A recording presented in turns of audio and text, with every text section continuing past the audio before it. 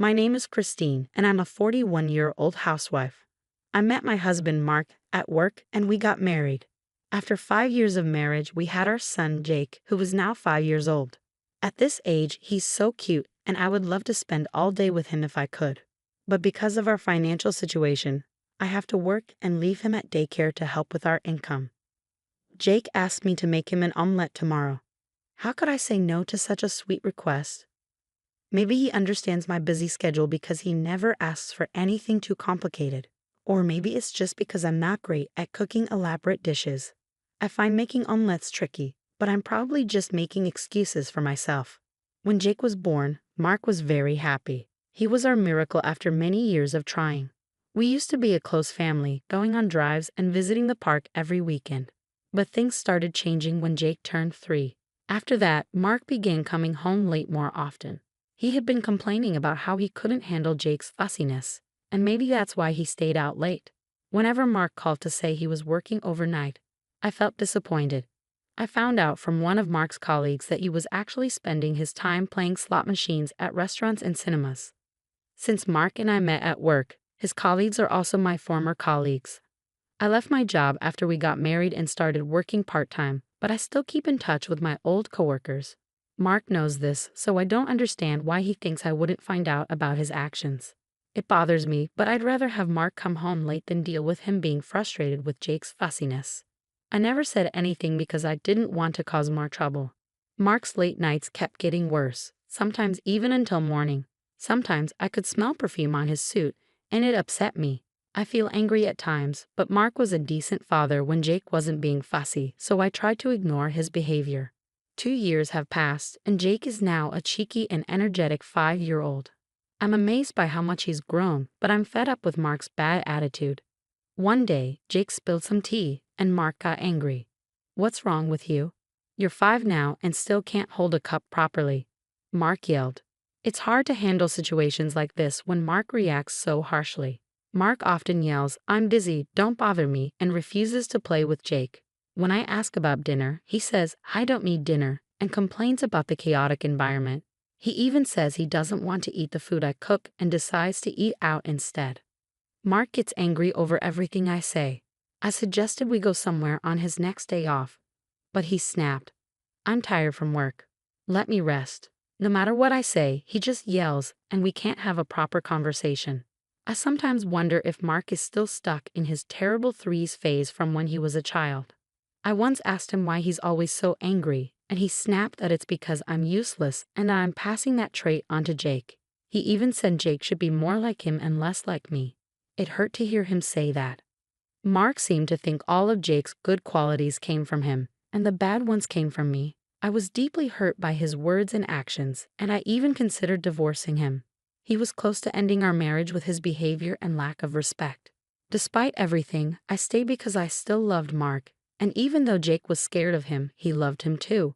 I was exhausted from living with someone who was rarely in a good mood, but I didn't have the courage to break up our family.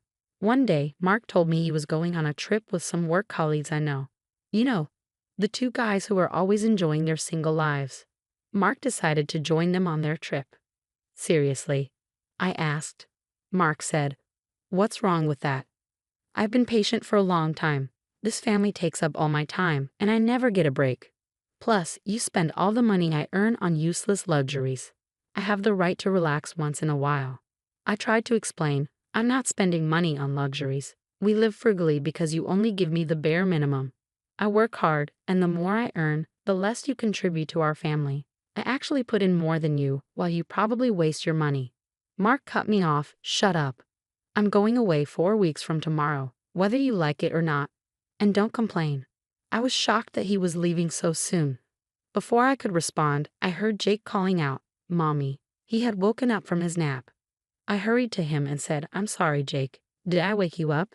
Let's go back to your room so I can stay with you." But as soon as I touched him, I realized something was wrong. "Jake, you're so hot," I said. "Mommy, my head hurts," he replied. His eyes rolled back and he collapsed. Panicked, I called an ambulance. I expected Mark to come with us, but he refused. I wanted to argue, but there was no time. I had no choice but to go to the hospital alone with Jake. Luckily, the test showed that Jake wasn't seriously ill, but he was admitted to the hospital for more tests just to be sure. I called Mark to update him and asked him to bring a change of clothes for the hospital stay. Mark sounded extremely annoyed and responded, "Are you joking? I can't make it. I don't want to be late for tomorrow's trip, so I'm staying at my colleague's place tonight." I was stunned. "Are you serious? Your son is in the hospital and you're still going on a trip?" Mark replied, "Of course I am. He's just having a simple checkup. There's nothing I can do, and I don't want to miss the trip." I argued, "Yes, there is. I asked you two for advice." But before I could say more, Mark hung up on me. I tried calling him back, but it went straight to voicemail. My anger grew, and I felt helpless. Since I didn't have his colleague's number, I called my parents for help. I was furious that Mark abandoned Jake in the hospital. This was a serious issue, and I felt like the next mistake would be the final straw. 3 days later, the tests were complete, and Jake was back to his usual energetic self. The results showed no problems, and he would be discharged the next day. I planned to buy him some pudding as a treat. As I was checking my phone for messages, it suddenly started vibrating. I almost dropped it but managed to answer the call from my former colleague, Cindy. "Christine, where are you?" Cindy's voice sounded panicked. "I'm at the hospital. What's going on?" I asked. Cindy replied urgently, "Forget about that. It's an emergency. Your husband was in an accident. He's dead." I was stunned and confused by Cindy's call. "What? This can't be true," I said, thinking it was a joke, but Cindy's voice was serious, and I ran out in a panic. Mark had passed away. The news was shocking, but Cindy continued, explaining that Mark was on a trip with a woman who had crashed the car into a tree. I couldn't believe it. Mark was supposed to be traveling with his male colleagues, not a woman. There had to be a mistake. I called my parents to ask them to look after Jake and rushed to the hospital where Mark was said to be. Amid my panic, I wondered why the company had called me before I was informed directly. According to Cindy, the men who were supposed to be with Mark were safe, meaning they weren't with him. Mark had lied about being with them and was actually with another woman. This was a huge betrayal. When I arrived at the hospital, I found Mark in a room. To my surprise, he was alive. His hands and feet were bandaged, but he was breathing. Cindy's news was wrong. "Mark, you're alive," I said, approaching him. His eyes were slightly open, and he seemed a bit shaken. Maybe he hadn't expected the company to contact me so quickly. In his usual grumpy tone, Mark said, "Took you long enough. Your husband's been in an accident, and it takes you ages to get here. You useless piece off." It was frustrating to see him so unchanged despite his injuries. He had only broken his left hand and right leg. The rental car was totaled, but it seemed he had managed to escape with relatively minor injuries. "I'm glad you're okay," I told Mark. He replied, "You better take good care of me." It was clear he was feeling fine. "Well, let's get to it. You may have escaped death, but you don't get a pass on 3 strikes. I pulled out a sheet of paper. When I say I'm glad you're okay, I'm really talking about your right hand. If you'd broken it, you wouldn't be able to sign this." Mark looked confused. "What are you talking about?" I unfolded the paper and said, "Divorce papers." Mark was shocked. "You're joking. Why would I sign this?" I said, "Oh, we told your girlfriend you were getting a divorce, didn't you? The reason you came home late every night was because you were with her. Was this trip a prenuptial getaway? Good for you. Now you can marry your sweet Michelle."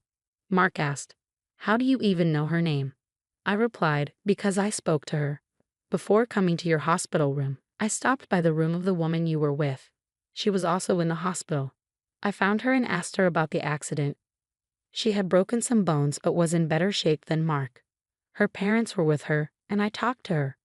I couldn't tell her I was coming to see Mark, so I just spoke with her without knowing if Mark was alive or dead. When I found out Mark was alive, I was relieved, but the woman's parents were questioning her intensely. She looked at me and said, 'Let him go. I don't know what you see in him. He's never around for his family, doesn't pay his bills, goes out every night, and doesn't care when his kid is in the hospital. And then there's the cheating.'" "It's game over," I said, watching Mark's face turn pale.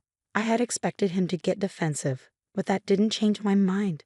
No, she's just for fun, you know.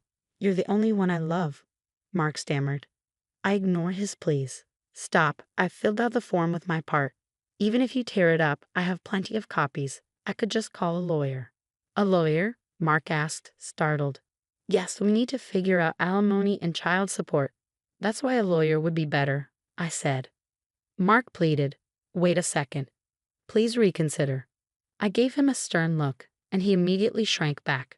I don't want a divorce, he stuttered. Why not? I asked. Let me say it for both of us. You get to spend money however you like and have fun with young women, while I handle all the hard work at home. You have a wife for security and a girlfriend for enjoyment. It's a great setup. But if we divorce, that perfect life plan will be over, right? Mark's mouth hung open, and he was speechless. Sorry to tell you, but your perfect life plan is now ruined. You can start a new plan with Michelle or whoever you like, but my son and I won't be a part of it. Just pretend you're dead and start over. After saying everything I needed to, I turned to leave the room. Mark's weak voice called out, but I didn't look back. In the following days, I hired a lawyer and began the divorce process. This included discussions with Michelle, who had been discharged from a hospital. Mark tried to say he had no intention of divorcing me, but it was too late. Michelle was furious when I brought up alimony payments. They had a huge fight, with Michelle shouting, "You've ruined my life. I don't care about a woman who goes after married men. You're the one who made a pass at me." Mark defended himself. Shut up, I never did that. I just wanted them to hurry up and sign the papers. I watched them argue in silence. Despite Mark's resistance, the evidence was clear, and our divorce was finalized. I got almost all the alimony I wanted, and child support was to be paid in one lump sum. After everything was settled, my lawyer and I left the room, but Mark and Michelle were still fighting. I wondered what would happen to their relationship, but quickly realized I didn't care. Before leaving, I told them, I hope you have a lovely life together. It might have been petty, but I hoped Jake wouldn't pick up on my pettiness. Despite everything that had happened, Jake and I settled into a peaceful life. Without Mark's mood swings, Jake became surprisingly cheerful. I regretted not getting a divorce sooner. Mark's behavior must have caused my son a lot of pain. I wondered why I had stayed with such a terrible husband. Living just with Jake, I realized we were perfectly fine without Mark. Every day was a joy. Although Mark is Jake's father, and if he wants to see him, I would let him. I asked Jake, "Do you want to see Daddy?" He replied, "No, why?" After the divorce was finalized, I emailed Mark to confirm that the alimony and child support payments had been made. He responded immediately with the subject line, "Help." I opened Mark's email, and it was almost laughable. He explained that my former colleague had shared the story of his cheating with the entire company. As a result, Mark was stressed and made mistakes at work, leading him to lose his job.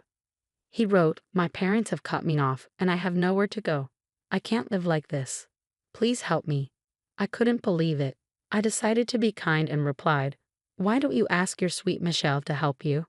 Mark responded, "I broke up with Michelle. Her parents cut her off too, and now she's missing. I can think clearly now. You are the only one I love. Please help me." His message continued, "I'm behind on my cell phone bill, and it's going to stop working tomorrow. Please come and pick me up right away." I blocked him after that. We had moved long ago, and Mark had no way of finding us. As I put my phone down and sipped my tea, Jake came over and asked, "What should we do on our day off tomorrow, Mommy?" I thought for a moment and said, "How about we pack some lunch and go to the aquarium?" Jake's face lit up with a big smile. "Hey, I want to see the dolphin show." Seeing Jake so happy and excited made me smile too.